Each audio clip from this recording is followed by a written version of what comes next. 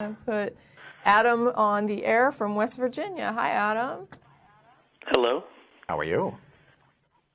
Good. How are you? Freaking awesome. So go ahead. I just wanted to ask why you don't believe. Haven't seen any good evidence. Do you have some? Yeah, I do. Let's hear it. You could change my life right now. Can I ask a question first? You just did. Any more? Yeah. Go for it. Are you a naturalist as well, or just an atheist? How would you define naturalist? Somebody who believes that only one world, the natural world, exists. You mean like nothing transcends what is a it? world, like Earth or Mars? Are those different worlds? Like a realm. I'm talking in philosophical terms, obviously. Yeah, I'm not much of the philosophical person, but I guess, you know, I've heard the multiverse. There might be even multiple universes. So I don't know. Right, but that could still be entirely naturalistic. I was talking about, do you believe in anything that's supernatural? What is supernatural? Yeah, I haven't seen anything yet. You have something supernatural? So you don't believe?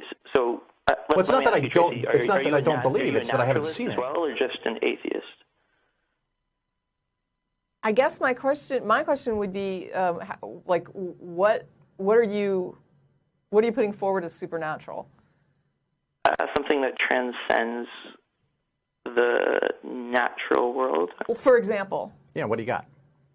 I'm not proposing this. This is just a preemptive question before I get into something else. Right, but I need to know what you're talking about. Yeah, so I don't know what supernatural means. Yeah. Okay. I'm just giving you an example. So a Platonic form, for example, wouldn't be a god, so you could be an atheist while believing in them.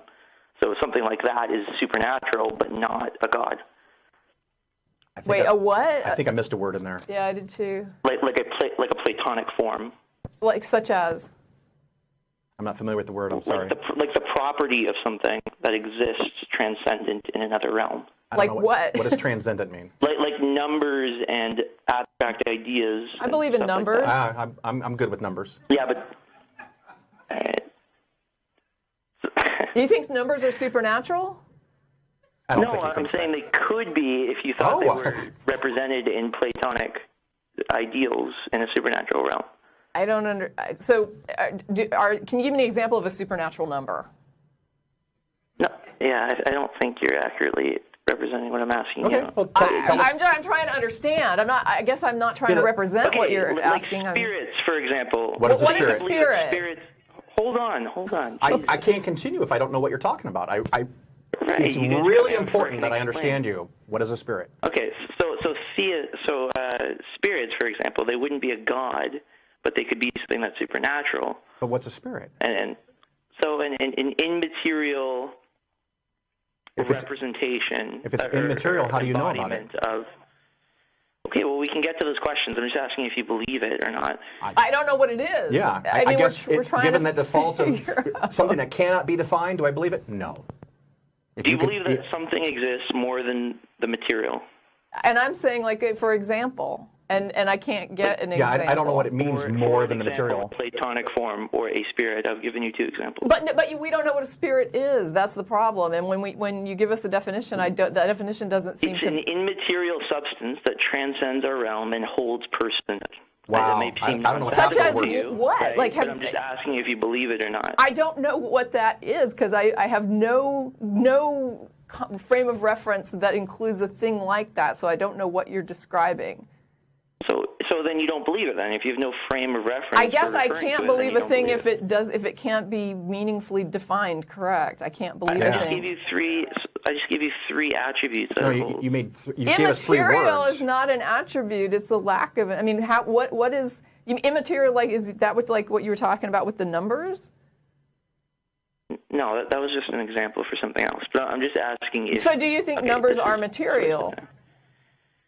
Do I think numbers are material? Are they real? No, they're obviously not material. So they're but they immaterial. Could exist naturally. Well, right, but they don't exist as a substance or a thing. Well, if they did, then they'd be material, right? So those are immaterial. Well, is that what you're saying? The only thing that exists are abstract ideas and.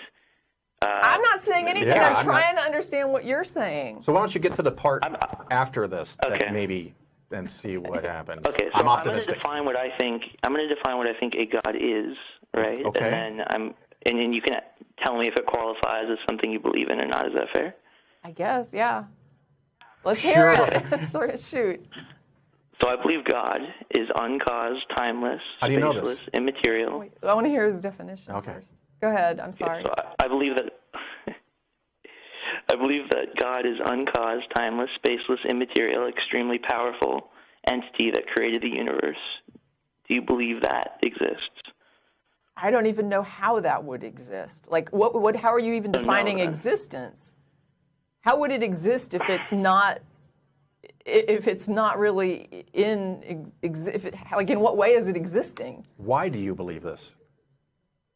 Well, because I think that there's a good argument for it. But do you think you could answer whether you believe that thing exists? I don't even know how you define existence if what you just described is what you would say fits into that definition. Let's pretend you believe it. it. I tried to establish if you think that only material things can exist. Well, no, I'm asking how do you define, like if something exists, how do you determine that? Like what to you is considered to be existent? Logical arguments and reason and evidence. All right, so let's assume you believe what you said you believed. What is your evidence? Okay, but can you just tell me if you believe that or not? My position doesn't affect your evidence. I'm not going to argue for something that you could believe in. So just. He's basically saying if you believe it, there's no reason for him to make an argument. No, I think he's saying if I don't believe it, there's no reason to make an argument. No, he's saying if you don't believe it, there is a reason to make an argument. What are you saying? No, I believe that thing exists. I believe that is a God. You are an atheist. You do not believe in a God. Does that qualify as something you would determine to be a God? For the sake of argument, yes. Okay. Continue. So, give us your evidence. Okay. So my argument is... How long is this show? Let him go. Okay. Go ahead. I'm sorry. Please continue. So basically the Kalam cosmological argument, but I reframe it in a different way. I told you. Sounds so familiar. Yeah, I don't do arguments. That's more of a Matt thing. I consider arguments. You don't do arguments? I consider them verbal masturbation. Yeah, I tend to say, just a bunch of words. At the end of the day, an argument to me is like a hypothesis. And then the question becomes, how are you going to test for it? So you have... I'm presenting a formal logical argument. That's fine, and I'm assuming that at the end of your argument, the answer is, and so therefore this thing that I just described exists and is a God. And so my question... Okay, so my question is, let's skip to the end. Okay. You've got this concept now that is like this God that you just described as having the attributes you described, and you've explained. Let's just say you gave a formal argument that you accept as coming to that conclusion, and we've heard it, and we think, ooh, that's an interesting argument. Yeah. Now, how do we test to make sure that it's actually correct? It's not about. I'm presenting a logical argument. Yeah, right. We've granted you. You're giving us the kind of the reason why you think that this thing must be or could be, right? That's what this would come down to. It's deductive. It's not even. Right, but at the end of the day, it only matters if we can actually test to see if what you've concluded is in reality there. Are you denying logic? No, I'm saying that what logic would provide you would be the reason for why you think this. But in order for us to test that it actually does correspond to reality, then we should have some method to test for it. So we get to the end of your argument. Everybody says, wow, it really sounds like this makes sense. How do we make sure that it's actually true? You only believe in things that can be tested. Well, no, we'd have to confirm it. Don't you think that verifying what you believe is important?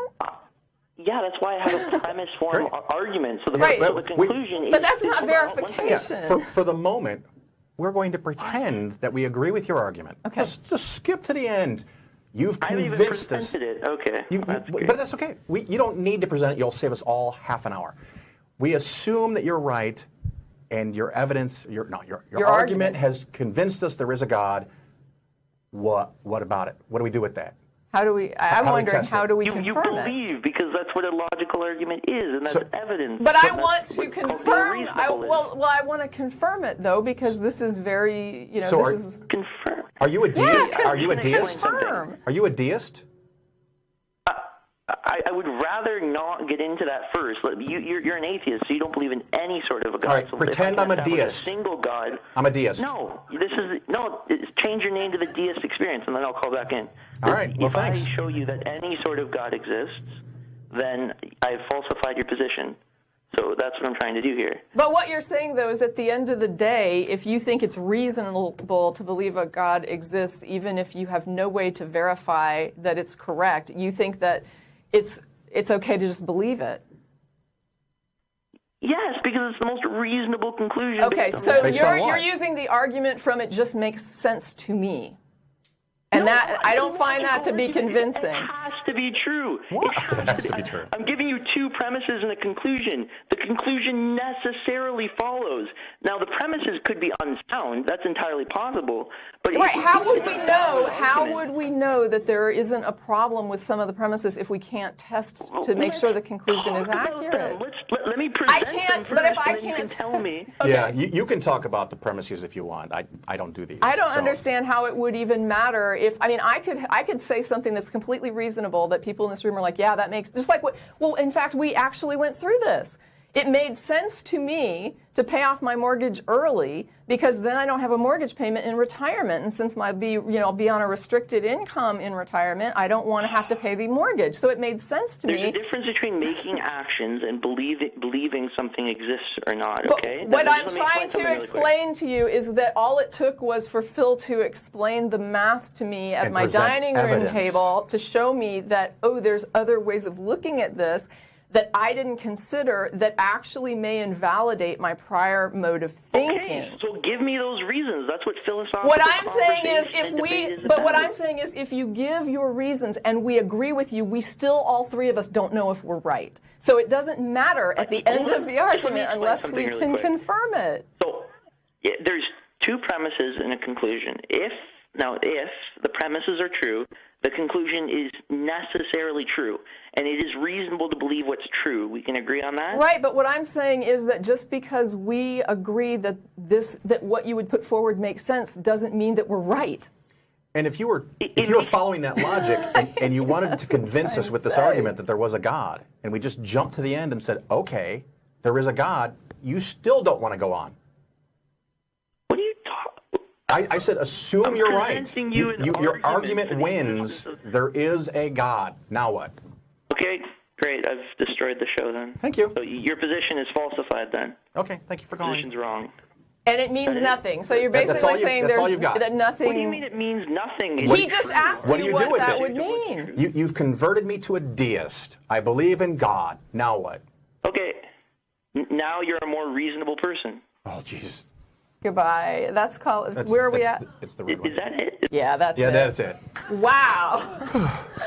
Just, I mean, if there's a problem in your argument that we do not see, then when we get to the end of it and we all agree that the argument is correct, we can still be wrong. That's why verification is important. This is why when you have a hypothesis, you don't just stop and say, wow, that's a really good hypothesis. Let's just proceed as though it's true. You don't do that. You have to be able to verify. There is no reason to, and what Phil is asking is, let's say that you hit the point where you can't verify, and you have this idea that says, well, this seems to be pointing to this, but we can't test it, we can't verify it, so we don't know. So why should we lend belief to it until we can verify it? Why not just say, I don't know, there's this argument for it that sounds really good, but we can't test, so therefore I don't know till we can figure out a way to test. And of course, the inherent problem with that argument, of course, it's flawed, and Matt's much better at explaining that than I'm ever going to be, but even if you get to the point that there is a God, so what? Yeah, he has no attributes that it created he doesn't the universe. Exist. It's like he's a God that exists in a way that doesn't exist. It's like he exists in a timeless, spaceless. Someone once asked he's powerful, but he's not really in this universe or whatever. And he's not manifesting. So what's the point? They said, Phil, how do you argue with a deist? And I said, why do you argue with a deist? I don't care. If you want to believe that, that's fine. It's as soon as you go to the next step when you think that I shouldn't teach about birth control in school that it becomes a problem. How are we doing? Let's see. So. Let's see. We have now. Oh boy, here we go. I'll take this, although it could get pretty complicated. We'll just see where this goes. Well, wait, we've got this one holding. So, all right, I'm going to try this. Oh, good Lord.